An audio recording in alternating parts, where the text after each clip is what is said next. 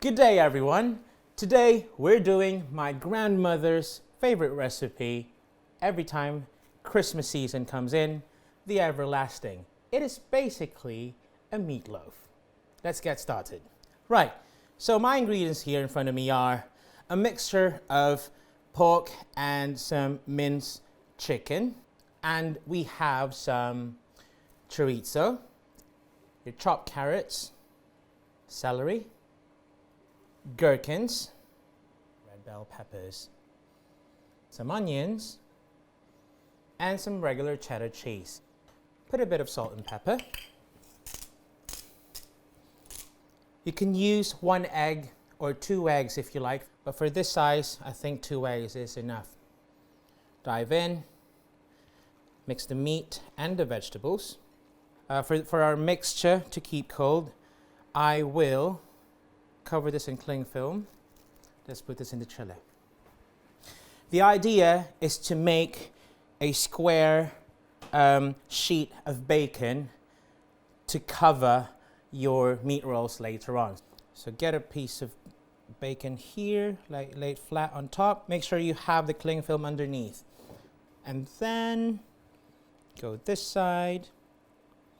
Just make sure that the cling film is actually enough. There we go. There we go. Then put it on top. So move that up. Place the next slice of bacon. You put it back.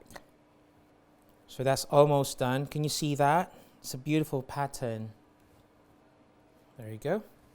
And I think we're ready to put our meats on top, and then we'll get ready to roll. Just make sure that you have a steamer ready, just like this one. So we've taken out our force meat from the fridge. So our sheet of bacon is ready here. This egg will be sliced. We'll be putting eggs in the middle. Line the force meat somewhere near the edge, because this end bits here will be the bottom. This will seal the whole roll. Okay.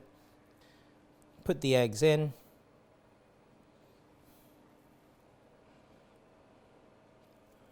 Then just lift the cling film carefully, just making sure everything is intact. And the cling film helps you control while you're rolling. Helps you control the whole thing. So there's it, the flaps.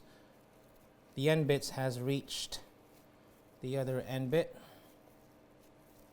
I grab a piece of foil here.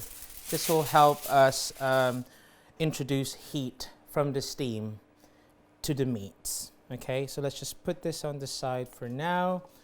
Carefully line your foil on a flat surface and bring this here in the middle.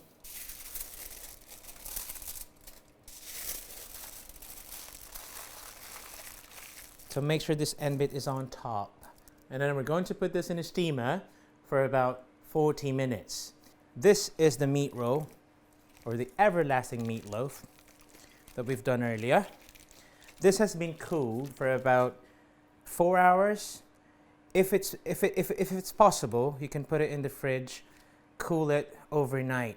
That way you'll have a very solid product right there. So it's time to unravel this meatloaf here. You can still see the bacon nicely covered, nicely covering our force meat. What we're going to do now, just to make this look nicer, is we're going to sear the sides to give it a bit of a brown color around it. So there are different ways of browning this meatloaf right here. You can put it in the oven for about 10 to 15 minutes on really high heat just to brown the outside, or you can do it on the stove top. So we're doing it here. We're choosing the stove top. Just put a little bit of oil in there.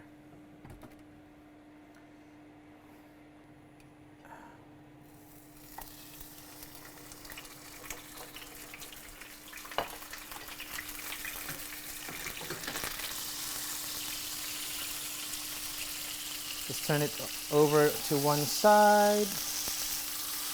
Just make sure that you're browning it on all sides. What we're aiming for is to get some bit of a brown color on the bacon surface. Just be careful not to overdo it. You don't want to burn your bacon. I'm going to place it back on the chopping board, ready for slicing. This is a perfect addition to any Christmas or New Year's Eve meals. And there you have it. The everlasting meatloaf, courtesy of my grandma. Thank you for watching this cooking segment. I hope you enjoyed it.